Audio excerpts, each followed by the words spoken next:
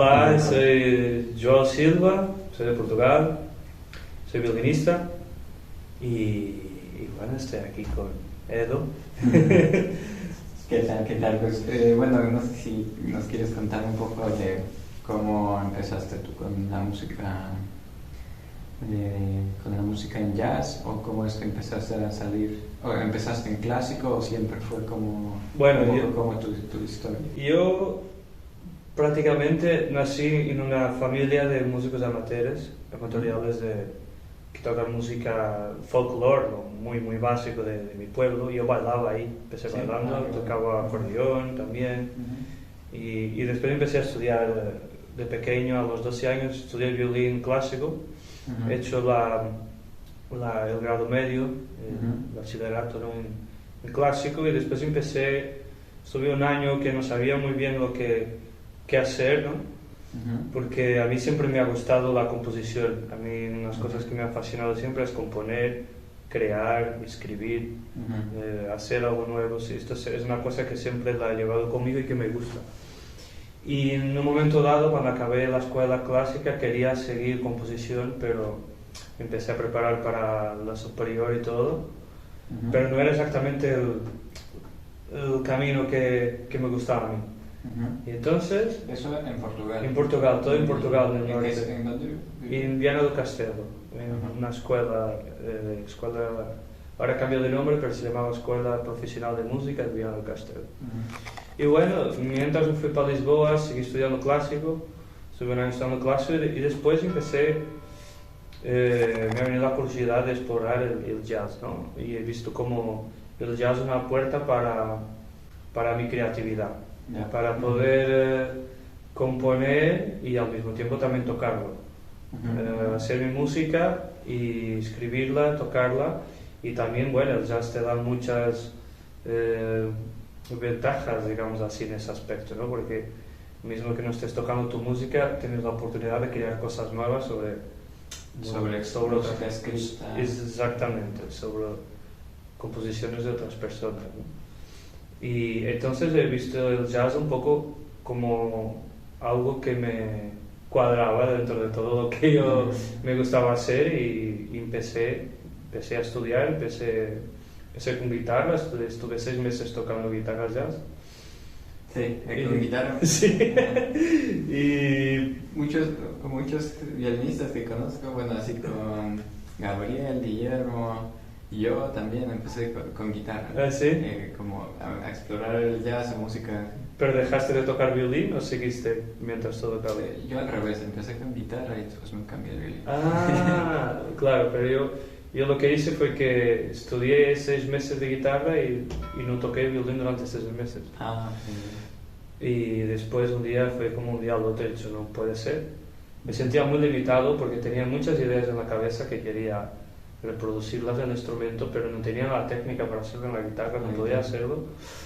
Y ahí fue cuando dije, bueno, pues voy a hacerlo con el violín, que lo toco mejor que la guitarra. Y así empezó. Básicamente mi percurso empezó así, con el jazz fue así mismo, como una búsqueda de un camino para la libertad de la creación. La creación. ¿Y en general tu forma de estudio siempre fue como más autodidacta, o has buscado como más clases, es un poco más de transcripción? Bueno, porque hay también estas dos formas de escuela, que es un poco transcribir, o otra simplemente, pues no sé, estudiar por tu cuenta. Sí, bueno, fue un poco una mezcla de todo eso. Empecé estudiando con un saxofonista, prácticamente estudiaba lenguaje de jazz, y después sí que me fui a Barcelona, que he vivido 10 años ahí, y ahí estudié con un violinista, pero estuve un poco tiempo estudiando en esa escuela, estuve solo 2 años en el SMUC. Y después empecé a buscar un poco, bueno, durante todo ese percurso, aparte de la parte didáctica que me daban de clases, de materiales, de herramientas, siempre tenía muy claro lo que era lo que me gustaba a mí, ¿no? Porque dentro del jazz también hay un mundo muy amplio, ¿no? y a mí siempre me ha gustado más una cierta dirección y siempre he buscado un poco ir por ahí, por lo que más me gusta. Y entonces, bueno, de ahí, pues yo creo que es inevitable escuchar, es lo fundamental. Escuchar y transcribir las cosas, entender lo que se hace como lenguaje, ¿no? Porque es un lenguaje. Y he tenido un poco de todo, pero creo que la parte fundamental fue esa, ¿no? Sobre todo escuchar música, hacer transcripciones, tratar de entender lo que hacen, y también una cosa que hice también, fui haciendo clases con gente que me gusta cómo tocan, el camino que siguen, y entonces fue como, bueno, pues esto me gusta, voy a conocer y a preguntar cómo lo hacen. Bueno. Yo creo que es importante tener un poco de todo, pero sobre todo escuchar y tener las ideas claras. Al inicio es difícil porque es tanta información. Sí, no sabes, no hay un camino claro, sobre todo para el violín jazz, ¿no? Que sí hay escuelas ahora, ¿no? Que dan pero aún así no es un camino claro. Exacto. ¿No? En que te digan como el saxofonista que tal vez empieza con un método y sabe que tiene que hacer el A, el B, el C. Claro, es diferente, ¿no? Cuando estudias con alguien que toca tu instrumento. Sí. Porque te da un montón de herramientas, un montón de cosas que al final yo creo que el instrumento también tiene su propio lenguaje, ¿no? Sí. Podemos tocar el violín como un saxofón. Exacto. Todo el tiempo, ¿no? Podemos, o sea, basarse en eso. Exacto, podemos hacerlo, pero pensar también que el violín tiene muchas ventajas que el saxofón exactamente no tiene, entonces podemos explorarlas, ¿no? Sí, sacarle provecho. Claro, y creo que ese es el lenguaje del instrumento.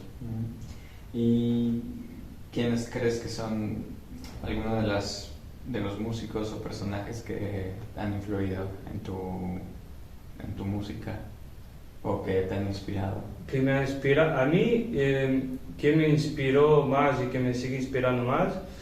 Hay un músico portugués que es el Mário Laginha, que es un pianista que aconsejo a todos a escuchar, que la música es muy bonita, es una música increíble, que de hecho cuando estudiaba clásico de pequeño, y él ha venido junto a Bernardo Sassetti, que es otro pianista portugués, a hacer un concierto con orquesta de cuerdas y percusión de piezas de ellos.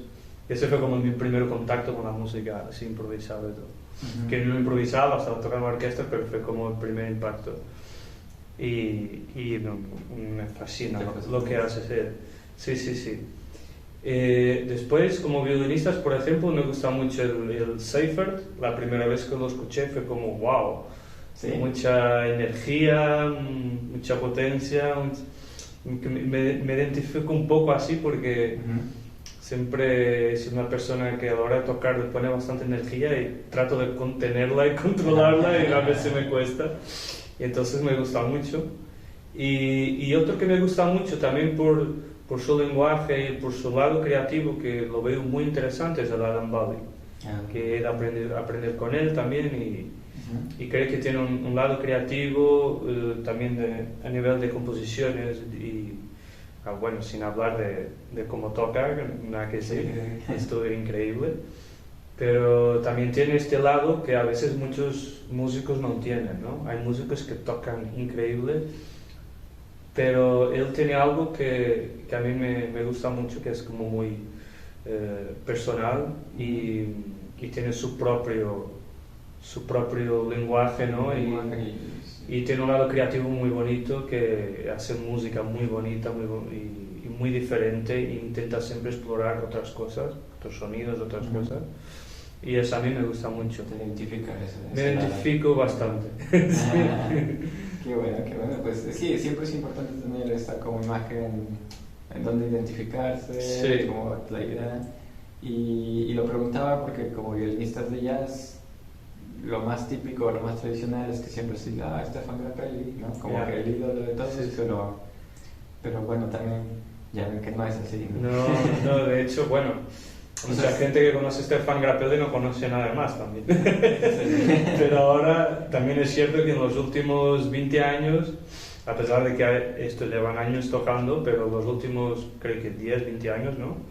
Fue cuando se empezó a ver más gente tocando. Sí, sí, sí. Entonces se ha dado más a conocer y todos estos grandes artistas de siempre empezaron también a conocerse. Yo mismo, cuando empecé a estudiar, no conocía mitad de los violinistas que tocaban en ese momento. Sí, sí, Porque sí, simplemente sí. no se conocía. No se conoce. Sí, yo en mi opinión digo que a veces por desgracia se conoce siempre primero a Stefan Grappelli y entonces ya se encajona a los violinistas como ese género. Y sí, yo creo que como que tenemos la maldición de Grappelli un poco. En mi opinión es muy personal, pero que es... Sí, entiendo, es bonito lo que hace Grappelli, lo he estudiado también. Claro, no, estudiarlo está bien. Creo que hay que estudiarlo un poco de todo, pero sí es cierto que mucha gente que a veces que no tiene tanto acceso a la información o que no simplemente no sabe. Porque, bueno, acceso a la información lo tenemos todo, pero... Sí, como hablaba con Gabriel, que más bien ahora hay mucha información y a veces no sabes de dónde sacar, ¿no? Y lo primero que te sale pues a veces no es lo más correcto, ¿no? Sí, bueno, sí. lo ideal. Bueno, pues era básicamente conocer que estuviéramos hoy aquí en el programa, así muy improvisado, pero gracias. Bueno, gracias a ti. Chao.